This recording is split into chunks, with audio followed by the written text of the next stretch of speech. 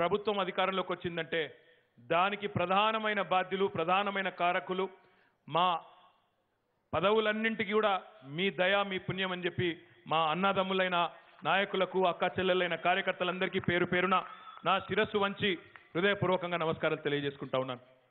మీ Zaheerabad parliament నియోజకవర్గానికి ఒక ప్రత్యేకత ఉన్నది. ఇక్కడ తెలుగు ఉర్దూ మాత్రమే కాకుండా మరాఠీ కన్నడ కూడా మాట్లాడే సోదరులు లక్షల సంఖ్యలో ఉన్నారన్న విషయం కూడా నాకు తెలుసు. నాకేమో మరి మరాఠీ రాదు, కన్నడ రాదు. నాకు ఇప్పుడే అడిగిన షిండే గారిని, నాకు మరాఠీ రాదు, కన్నడ రాదు, ఏం చేయాలని అడిగిన. ఒక పని చేయి, మా కన్నడ సోదరులందరికీ ఎల్లారಗೂ నమస్కారగలు, నమ్గా కన్నడ బరల, నాకు కన్నడ రాదు, నేను కన్నడ మాట్లాడలేనని చెప్పమన్నాడు.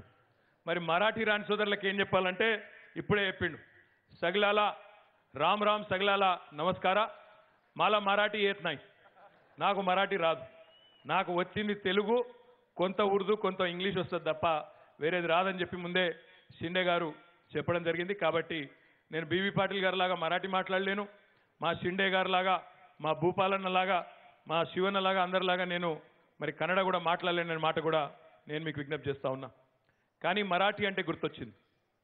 ఈ మధ్యనే పక్కనే ఉన్న జిల్లా ఆదిలాబాద్ జిల్లా, ఇప్పుడు కొత్తగా ఏర్పడ్డ నిర్మల్ జిల్లా. నిర్మల్ జిల్లాలో ముదోల్ తాలూకా మీ అందరికీ కూడా తెలుసు. అక్కడ మన టీఆర్ఎస్ ఎమ్మెల్యే గారు గౌరవనీయులు విఠల్ రెడ్డి గారు ప్రాతినిధ్యం వహిస్తూ ఉన్నారు. ఒక ఆశ్చర్యకరమైన సన్నివేశాన్ని మనం ఒక సంవత్సరమో 6 నెలల కిందటనో, చాలా ఆశ్చర్యం, దేశం మొత్తంలోనే ఒక అరుదైన సందర్భాన్ని ఒక 6 నెలల కింద మేము చూడడం జరిగింది. ముదోల్ తాలూకాను అంటుకొని అటువైపు మహారాష్ట్రలో ఉండే ప్రాంతం ఉన్నది. ఆ మహారాష్ట్రలో ఉండే శాసనసభ నియోజకవర్గం పేరు నాకు గుర్తులేదు, కానీ పక్కన శివసేన ఎమ్మెల్యే గారు ఉంటారు అవతల గట్టుకు.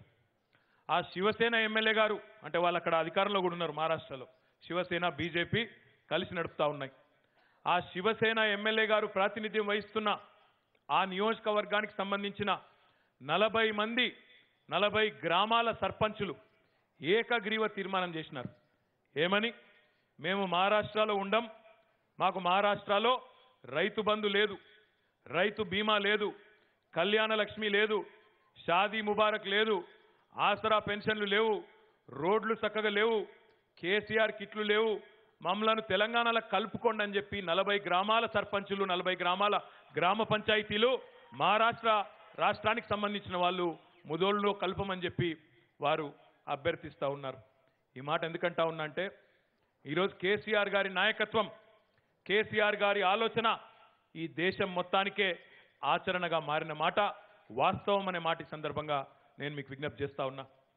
71 ఏళ్ల భారతదేశ స్వాతంత్రానంతరం 2 పార్టీలు ఈ దేశాన్ని పరిపాలించడం జరిగింది. ఒకటేమో కాంగ్రెస్ పార్టీ, రెండవదేమో భారతీయ జనతా పార్టీ.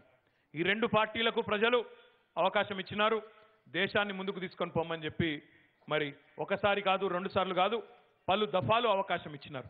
కానీ ఈ రోజు కూడా స్వాతంత్ర్యం వచ్చిన తర్వాత 71 ఏళ్ల తర్వాత కూడా ఇంకా ఈ దేశంలో కరెంటు లేని ఊళ్ళు, ఇంకా ఈ దేశంలో మంచినీళ్లు లేని ఊర్లు, ఇంకా ఈ దేశంలో రోడ్లు లేని ఊర్లు, తినడానికి తిండి లేని అభాగ్యులు ఉన్నారంటే దానికి